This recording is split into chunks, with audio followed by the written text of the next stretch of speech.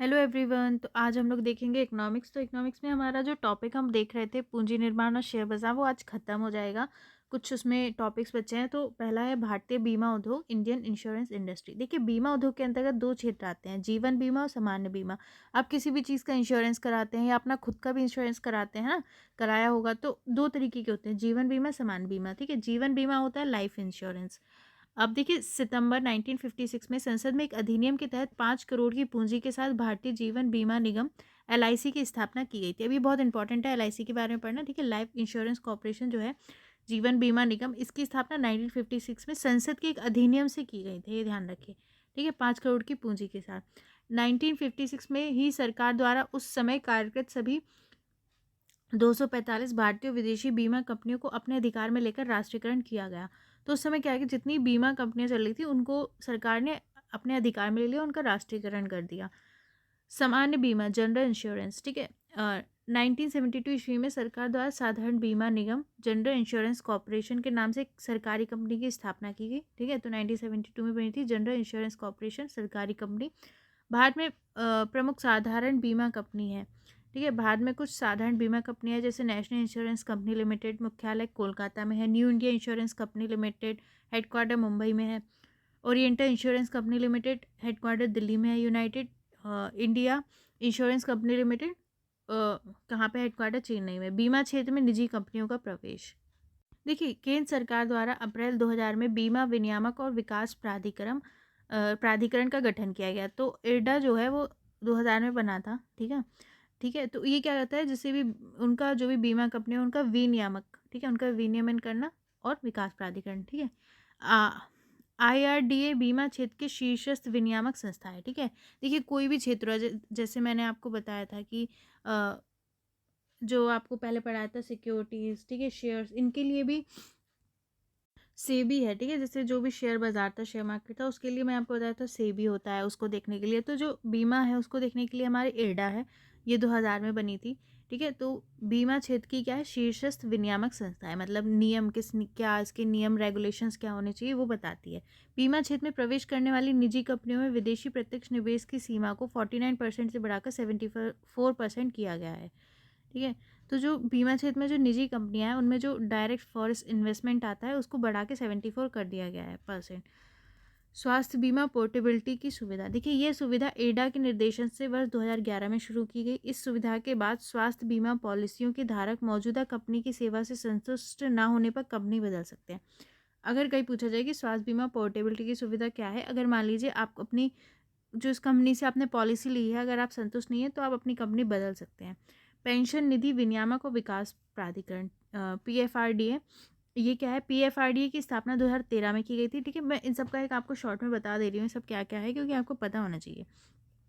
तो ये 2003 में बना था, सॉरी। ठीक है, इसकी स्थापना देश में पेंशन क्षेत्र में को विकसित और विनियमित करने के उद्देश्य से की गई थी। तो जो पेंशन क्षेत्र है, ठीक है, अब मैंने कहता है हर क्षेत्र को रेगुलेट करने के लिए ज़्यादातर एक संस्था होती है। तो पेंशन वाले क्षेत्र को विनियमित करने के लिए क्या है, ये पेंशन निधि विनियामक और विकास प्राधिकरण है हमारा। नागरिकों को सेवानिवृत्त आय उपलब्ध कराने के उद्देश्य से जनवरी 2004 में राष्ट्रीय पेंशन प्रणाली एनपीएस प्रारंभ की गई। तो जो भी देखिए, जो नागरिक हैं, ठीक है, उनको क्या है, सेवानिवृत्त आय, मतलब जो उनका बाद में उनकी जो इनकम होती है, ठीक है, रिटायर होने के बाद सेवानिवृत्त आय उपलब्ध कराने के लिए उन्हें क्या है, जनवरी 2004 में राष्ट्रीय पेंशन प्रणाली की प्रारंभ की गई। एनपीएस का लक्ष्य पेंशन सुधारों को स्थापित करना और नागरिकों में सेवानिवृत्ति के लिए बचत की आदत को बढ़ावा देना है। ठीक है, एक तो पेंशन सुधार करना, हमारे यहाँ वैसे ही सिक्योरिटी नहीं रहती है ज़्यादातर, ठीक है, ओल्ड लोगों को, तो उनके लिए क्या है, पेंशन सुधार करना, उनको मतलब लोगों में बचत की आदत डालना कि अभी बचत करें और बाद में आप पेंशन ले सकें। असंगठित क्षेत्र के लिए स्वैच्छिक बचत को बढ़ावा देने के लिए बजट 2010-11 में एक सह अंशदान योजना स्वावलंबन की शुरुआत की गई थी।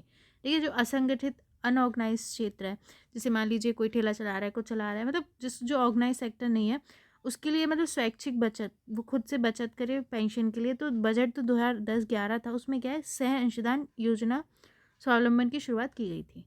अब देखिए, भारत में म्यूचुअल फंड्स क्या होता है। म्यूचुअल फंड्स जनसाधारण के निवेश योग्य धन को ऐच्छिक आधार पर एकत्र करके विनियोग के सर्वोत्तम अवसर में प्रयुक्त किया जाना म्यूचुअल फंड का कार्य है। ठीक है, तो क्या होता है म्यूचुअल फंड्स में, क्या होता है कि आप अगर म्यूचुअल फंड्स लेते हैं तो उसमें मतलब वो अलग अलग जगह पे क्या है, जो म्यूचुअल फंड्स होता है उसमें वो आपके अलग अलग जगह पे जहाँ उन्हें बेस्ट लगता है पैसा लगाते हैं, ठीक है। तो इसमें रिस्क कम हो जाता है थोड़ा सा, अलग अलग उसमें कंपनियों में जो उन्हें लगेगा बेस्ट है, बेस्ट जगह है, तो वहाँ पर वो आपके पैसे लगाएंगे, ठीक है। तो उसको म्यूचुअल फंड्स कहते हैं, ठीक है। ऐच्छिक आधार पर एकत्र करके विनियोग के सर्वोत्तम अवसर में इसको प्रयुक्त किया जाता है। भारत में म्यूचुअल फंड का आरंभ UTT unit trust of India द्वारा वर्ष 1964 में किया गया। तो यूटीटी द्वारा म्यूचुअल फंड्स का स्टार्ट किया गया 1964 में। हमारे देश में वर्ष 1992 तक केवल सार्वजनिक क्षेत्र के उपक्रमों द्वारा ही साझा कोष योजनाओं का संचालन किया जाता था, लेकिन वर्ष 1993 में सेबी द्वारा देशी विदेशी निजी उद्यमियों को भी साझा कोष योजनाओं के संचालन की अनुमति दी गई, ठीक है। दी गई है। तो ये बता रहे हैं कि 1992 तक क्या है, केवल जो सार्वजनिक क्षेत्र के उपक्रम थे वो ही साझा कोष योजनाओं का संचालन वो ही करते थे, ठीक है। लेकिन 1983 के बाद सेबी द्वारा जो देशी विदेशी निजी उद्यमियों को भी साझा कोष योजनाओं के संचालन की अनुमति दी गई। अब देखिए एक वर्ड है राउंड ट्रिपिंग। राउंड ट्रिपिंग क्या होता है, ये बहुत आ जाता है, ये वर्डिंग्स आपको इकोनॉमिक्स में सीखनी चाहिए। आप बोलेंगे तो इकोनॉमिक्स के जो वर्डिंग्स हैं वो भी मैं आपको बता दूंगी, ठीक है, अगर आप चाहेंगे एक्स्ट्रा वर्डिंग्स जो इंपॉर्टेंट हो जाती है। तो राउंड ट्रिपिंग क्या है, देखिए राउंड ट्रिपिंग के एक साधारण शब्दों में अर्थ होता है जाना और पुनः लौट आना, ठीक है।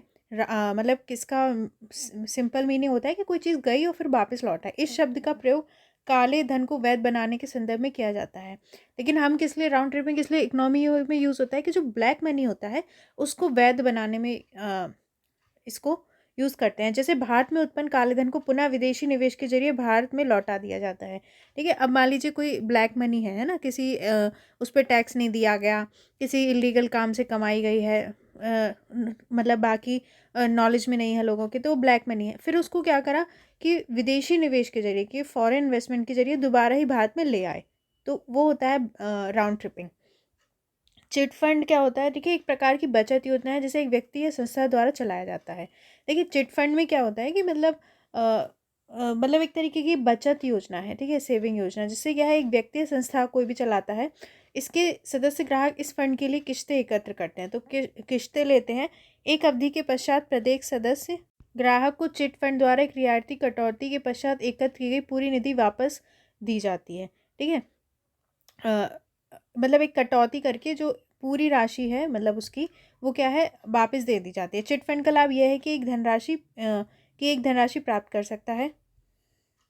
देखिए चिट फंड का लाभ यह है कि एक, ये वाली लाइन नहीं है, गलत लिख गया है, कि एक सदस्य ग्राहक अति अल्प समय में बहुत बड़ी धनराशि प्राप्त कर सकता है, तो कम समय में बड़ी धनराशि प्राप्त कर सकता है, ठीक है। बहुत सारे फ्रॉड चिट फंड्स भी होते हैं जिसके बारे में अवेयरनेस फैलाई जाती है, ठीक है। तो ये हमारा यहाँ पे ये टॉपिक ख़त्म हो गया। बाकी का हम नेक्स्ट वीडियो में कुछ अपना एक दूसरा नया टॉपिक स्टार्ट करेंगे। Thank you.